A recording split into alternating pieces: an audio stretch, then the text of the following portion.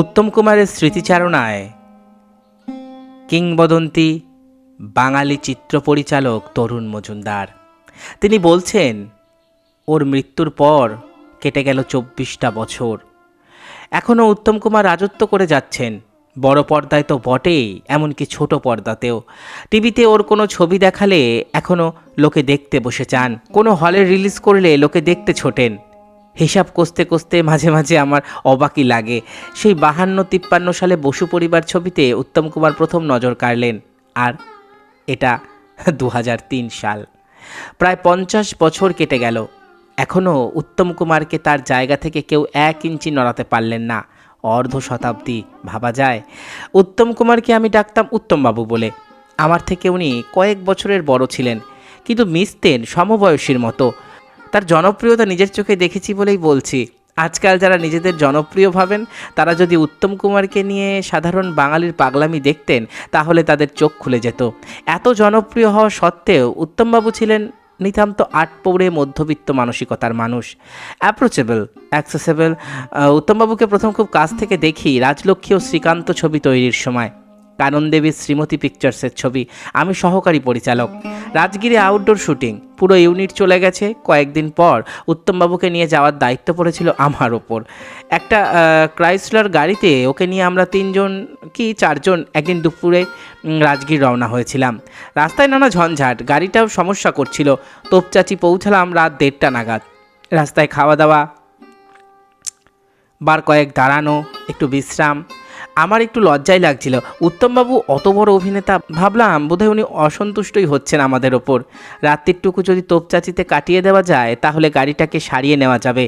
এইসব কথা যখন আমরা ভাবছি, সেই সময় উত্তমবাবুই বললেন, এখানকার সরকারি ডাকবাংলোর চৌকিদারকে আমি চিনি, রাতে থাকার একটা ব্যবস্থা করা যাবে, কিন্তু খাওয়া?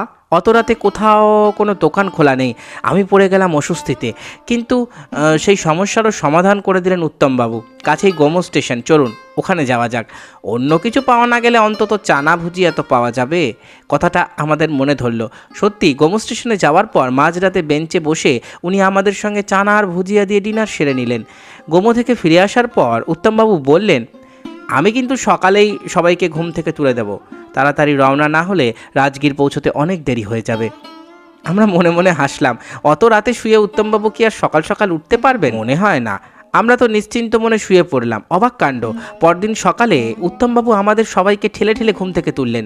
ডাকবাংলোতে একটা মাত্র ইদারা, জল তোলার জন্য বালতিও একটা। ওই শীতের সকালে আমাদের সবাইকে এক লাইনে দাঁড় করিয়ে উনি বালতিতে জল তুলে তুলে সবার গায়ে ঢেলে দিতে লাগলেন। সেই দিনই বুঝেছিলাম উত্তমবাবু কত সাধারণ মনের মানুষ, কত চট করে মিশে যেতে পারতেন মানুষের সঙ্গে। রাজগীরে উত্তমবাবুকে আরও ভালো করে চিনলাম আরেকটা ঘটনা মারফত। শুটিং করার সময় আমাদের কয়েকটা গরুর গাড়ির দরকার হয়েছিল। গাড়িগুলো ভাড়া করে নিয়ে আসা হয়েছিল অন্য কোথাও থেকে। কাজ শেষ হয়ে যাওয়ার পর যখন গরুর গাড়িগুলো গম ক্ষেতের মধ্যে দিয়ে ফিরছে, তখন আমি আর আমার এক বন্ধু দিলীপ মুখোপাধ্যায় চায়ে চুমুক দিতে দিতে দূর থেকে সেই দৃশ্যটা দেখছিলাম। পিছনে ধুলো উঠছে, সামনে ডুবন্ত সূর্য। দৃশ্যটা দেখতে দেখতে আমি আক্ষেপ করে বলেছিলাম, ইস, এই শটটা নিয়ে রাখলে ভালো হতো। হঠাৎ শুনি কে যেন বললেন, আপনি নিজে ছবি করেন না কেন? ঘুরে তাকাতেই দেখি উত্তমবাবু। তখন মনে হলো উনি রসিকতা করে কথাটা বললেন, কিন্তু উনি যে মন থেকে কথাটা বলেছেন সেটা টের পেলাম রাতে। কি একটা আলোচনা হচ্ছিল, হঠাৎই উনি বললেন, আপনি নিজে ছবি করুন না, আমাকে যদি দরকার হয় বলবেন, আমি অবশ্যই চেষ্টা করব। সত্যি কথা বলতে কি, আমার পরিচালক হয়ে ওঠার পিছনে উত্তম কুমারের এই উৎসাহ আমি কোনো দিন ভুলিনি। আর এই প্রেরণাটাই হলো আমাদের চাওয়া পাওয়া সিনেমার পশ্চাৎপট। ছবিটা আমরা করেছিলাম যাত্রিকের ব্যানারে। উত্তমবাবু ভালোবেসে শতপ্রবৃত্ত হয়ে অনেক কম টাকাতে কাজ করেছিলেন ওই ছবিতে। ওই একটা ছবি আমি করেছিলাম উত্তম কুমারকে নিয়ে। সম্পর্কটা এমন হয়ে গেছিল যে আমাদের মধ্যে বন্ধুত্বটা সারা জীবন অটুট ছিল। সুচিত্রা উত্তমের এই ছবি কিন্তু সে সময় দারুণ জনপ্রিয় হয়। উত্তমবাবুর সঙ্গে যে রোজ দেখা হতো তা কিন্তু নয়, স্টুডিওতে মাঝে মধ্যে দেখা হয়ে যেত বই কি।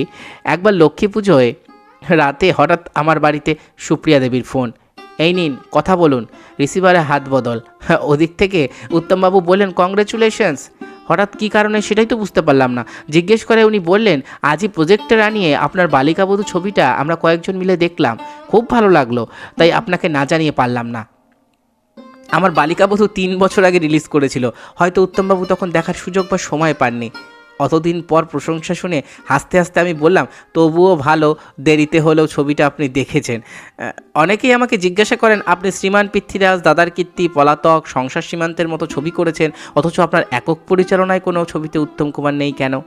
অভিনেতা হিসেবে উত্তমবাবুর ওপর আমার প্রচণ্ড শ্রদ্ধা ছিল, কিন্তু কারোর ওপর শ্রদ্ধা থাকলেই যে তাকে ছবিতে নিতে হবে এমনও তো কোনো মানে নেই। হ্যাঁ, উত্তমবাবু তখন খুবই জনপ্রিয়, বাণিজ্যিক দিক থেকে ওকে নেওয়ার কথা সবাই ভাবতেন, কিন্তু বাণিজ্যিক দিক থেকে ছবি করার কথা কখনো আমাকে ভাবতে হয়নি। পলাতক ছবিটার পর থেকে আমার দৃষ্টিভঙ্গি বদলে যায়। আসলে বরাবরই আমার ছবিতে আমি শিল্পী দেখে কাস্টিং করেছি, তারকা দেখে নয়। নতুনদের নিয়ে প্রচুর ছবি আমি করেছি এবং সেই ছবি দর্শকরা পছন্দও করেছেন। লক্ষ্য করে দেখবেন মৌসুমী, বালিকাবধূতে, তারপর আমার কোনো ছবিতে নেই, মানে ওকে নেওয়ার সুযোগই আমার হয়নি। আমার সামনাসামনি না বললেও উত্তমবাবু কিন্তু অনেক জায়গায় একটা কথা বলতেন, আমার ওপর নির্ভর না করে তরুণবাবু একের পর এক ছবি করে যাচ্ছেন, এটা খুব ভালো লক্ষণ। কথাটা উনি এমন সময় বলতেন যখন ওকে বাদ দিয়ে কোনো ছবির কথা ভাবাই যেত না। মেঘমুক্তি ছবিটা করার কথা তখন ভাবছি, তখন আমার ইচ্ছে ছিল টিনের তলোয়ার নাটকটা নিয়েও ছবি করব। উৎপল দত্তের এই নাটকটা তখন দারুণ জনপ্রিয়। মনে মনে যখন প্রস্তুতি নিচ্ছি সেই সময় কে যেন এসে বললেন, টিনের তলোয়ারে বীরকৃষ্ণ দা বলে যে চরিত্রটা আছে সেটা উত্তমবাবু করতে চান। শুনে অবশ্য আমি একটু অবাকই হলাম, কেননা উনি তখন নানা ধরনের চরিত্রে অভিনয় করতে চাইছিলেন। বীরকৃষ্ণদার টিনের তলোয়ারের মুখ্য চরিত্র নয়, কিন্তু জমকালো, অন্য ধরনের শেডস আছে। কিছুদিন পর নিউ থিয়েটার স্টুডিওতে আমার সঙ্গে উত্তমবাবুর দেখা। জানতে চাইলাম সত্যিই কি উনি বীরকৃষ্ণদার চরিত্রটা করতে চান। উনি বলেন, হ্যাঁ। উত্তমবাবু তখন অগবধূ সুন্দরী শুটিং নিয়ে ব্যস্ত, তবুও নিউ থিয়েটার্সে আমার ঘরে এসে আড্ডা মারতে বসলেন। পরে টিনের তলোয়ার ছবির চুক্তিপত্রে সইও করেছিলেন, কিন্তু অগবধূ সুন্দরী ছবিটা করার সময় হঠাৎ উনি চলে গেলেন, আর টিনের তলোয়ারও পর্দার মুখ দেখল না। টিনের তলোয়ার আর আমার করা হলো না। আমারও জীবনে একটা আফসোস থেকে গেল। উত্তমবাবু কেন আজও চুম্বকের মতন আকর্ষণ করেন, তার অন্যতম কারণ ছিল তার অসাধারণ স্ক্রিন প্রেজেন্স। ভদ্রলোক খুব যে সৌন্দর্যের অধিকারী ছিলেন তা নয়, সৌন্দর্যের প্যারামিটারে হয়তো উনি অনেক অভিনেতারই পিছনে পড়বেন। সত্যি আলাদা করে যদি ওর কোনো বৈশিষ্ট্য থেকে থাকে সেটা হলো তার চোখ, নাক, ঠোঁটের গঠন। তাহলে কোনো বিশ্বত্বই আর খুঁজে পাওয়া যাবে না এগুলো ছাড়া। সামান্য টেরাও ছিলেন, কিন্তু সব মিলিয়ে তার মধ্যে এমন কিছু একটা ছিল যা অন্য কারোর ভিতর ছিল না। আমার তো মনে হয় সৌন্দর্যের প্যারামিটার বদলে নতুন এক সংজ্ঞা তৈরি করেছিলেন উত্তমবাবু, যে কারণে বাঙালি আজও তাকে আপনার বলে মনে করে। উত্তমবাবুর অসাধারণ জনপ্রিয়তার আরেকটা কারণ তার কণ্ঠস্বর এবং অভিনয়ের প্রতি নিষ্ঠা। যারা ওকে কাজ করতে দেখেননি তাদের পক্ষে বোঝা সম্ভব না যে ভূমিকাতেই উনি অভিনয় করুন না কেন যেন একটা ঘোরের মধ্যে চলে যেতেন।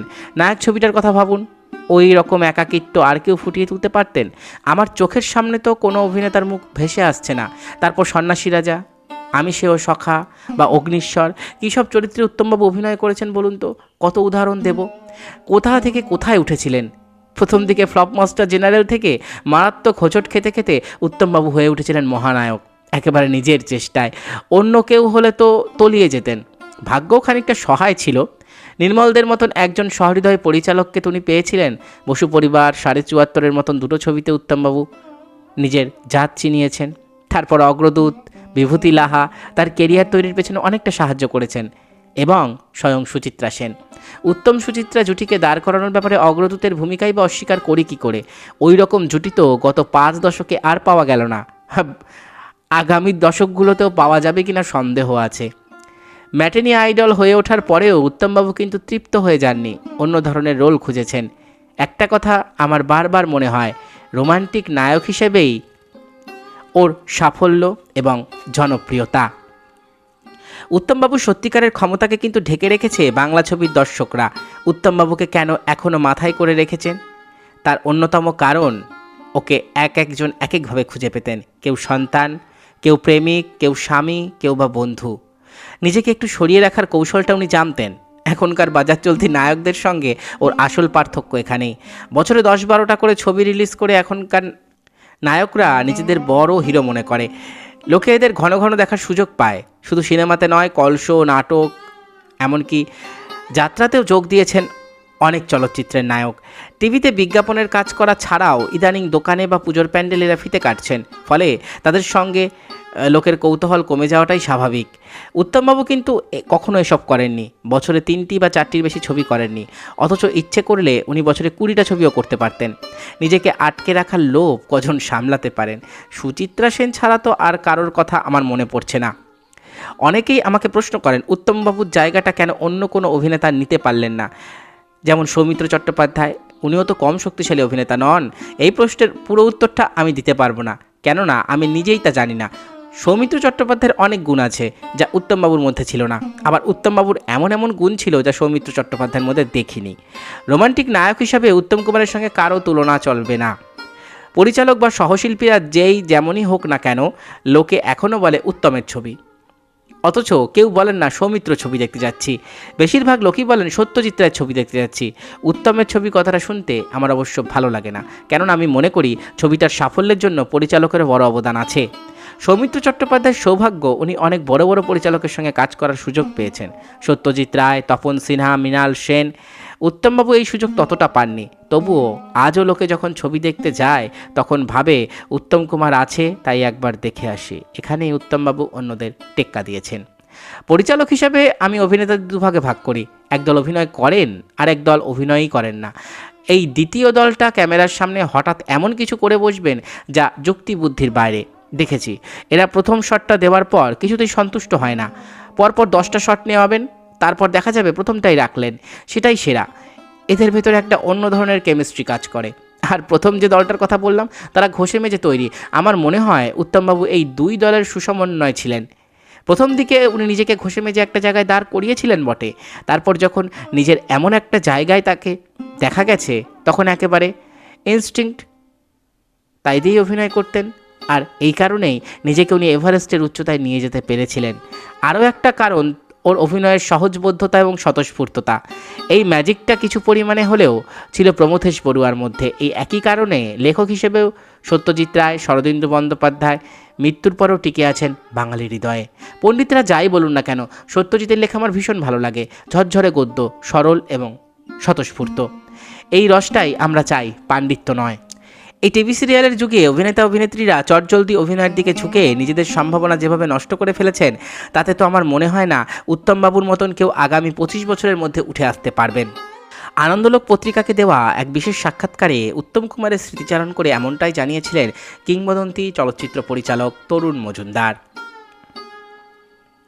এতক্ষণ আপনারা শুনলেন মহানায়ক উত্তম কুমারের স্মৃতিচারণায় তরুণ মজুমদারের বক্তব্য। আশা করি ভিডিওটি আপনাদের ভালো লেগেছে। আমার চ্যানেলের ভিডিওগুলো যদি আপনাদের ভালো লাগে তাহলে অবশ্যই চ্যানেলটি সাবস্ক্রাইব করুন, পাশে থাকা বেল আইকনটি ক্লিক করে দিন যাতে পরবর্তী ভিডিও নোটিফিকেশান খুব তাড়াতাড়ি আপনাদের কাছে পৌঁছে যায়।